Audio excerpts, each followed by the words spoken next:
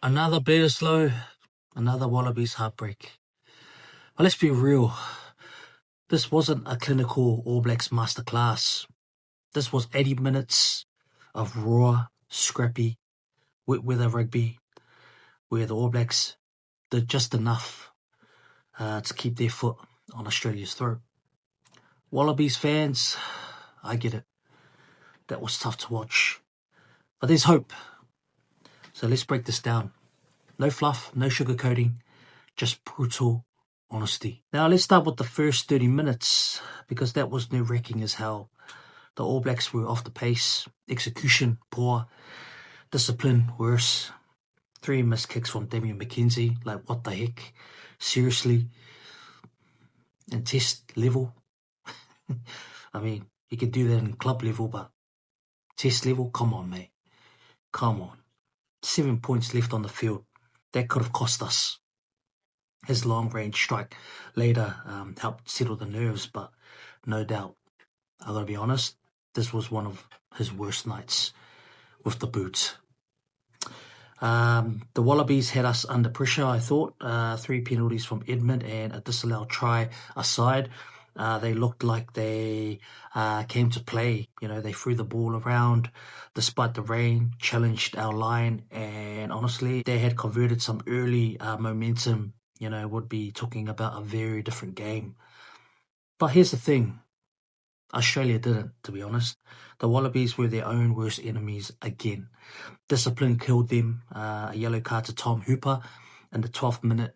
Then another to Len Ikitau early in the second half. You can't play the All Blacks a man down for 20 minutes and expect to win. And then there was the line out. 3 of their first 5 throws lost in a test match in wet conditions. Seriously, that's unacceptable. It killed any chance of building territory and momentum. And then we had Will Skilton, back from the squad, returning, the Wallabies jersey, about 15 minutes on the field before a failed HIA. That's a brutal blow, and his early penalty reversal for a cheap shove. Will Skilton doing Will Skilton things, he's just the same, that's what he does. It's nothing new, but that's ill discipline. Joe Smith's been begging to clean up. But they had moments. Ikitau's try as well earned, but the Wallabies didn't fight for 80. They showed glimpses, but not grit. Now let's talk about my man of the match. I thought Quinn Tupaea was outstanding. 2 tries, but more than that, he was a menace with and without the ball. Line break, support play, defensive work. Tupaea did it all. His timing, his footwork, his aggression in the game line. This is a player who's back to his full best after a rough injury run. But when we needed composure and execution in the second quarter of the game, he just delivered.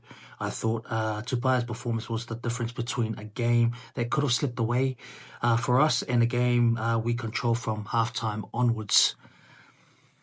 But I thought in the second half, it was much better from the ABs defensively. We scrambled well. The Wallabies had a few threatening moments, but they never really looked like they believed they could win it.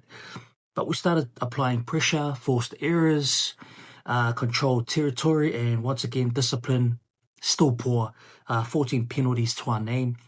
That's got to be addressed heading into the Northern Tour. I mean, you're not going to beat Ireland and Chicago, giving away that, many free shots. And then into Whanganuku, man, Leicester, man. Welcome back to the big fella. Quiet in the first half, but once the game opened up, he was straight up. Wrecking ball, power, speed, lower center of gravity. The Wallabies had no answers. You could feel the momentum shift every time he carried. The guy was one of a man gain line machine. He was a menace.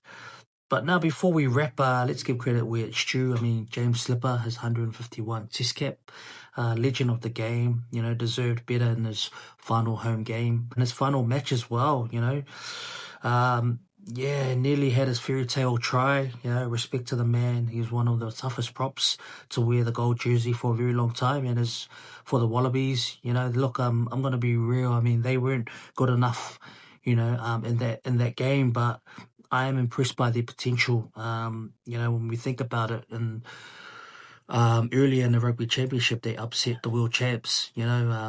Beating them, upsetting them, made history, and then they beat Argentina. So I think they'll be a huge threat in the end of year tour. So honestly, they're gonna look dangerous next year as well. But the squad, if I was totally honest, if they clean up the discipline, get Skilton fit and build combinations and back Tate Edmund or Noah Lolo, they are going to be dangerous come the spring tour and into 2026.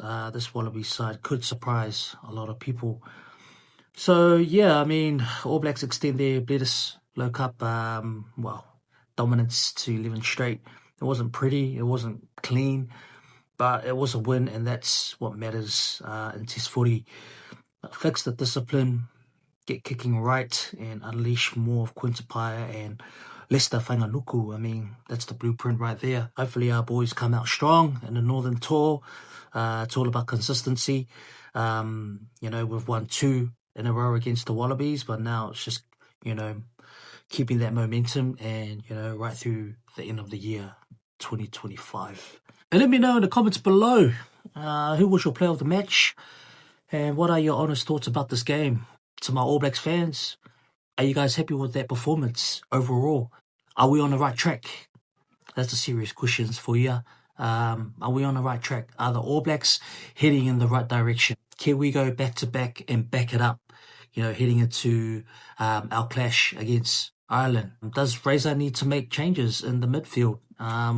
Who would you like to see pairing with Quinn Tupaea? Would you like to see Lester Whanganuku at 13 and Quinn Tupaea at 12? Would you like to see that combo? So let me know your thoughts. Be interesting. Let's keep the conversation going. So yeah. Anyways, if you enjoy this breakdown, hit the like button. Subscribe for more rugby content. Thanks for tuning in. Don't forget to support your rugby teams and keep the rugby spirit alive. And we'll see you in the next video.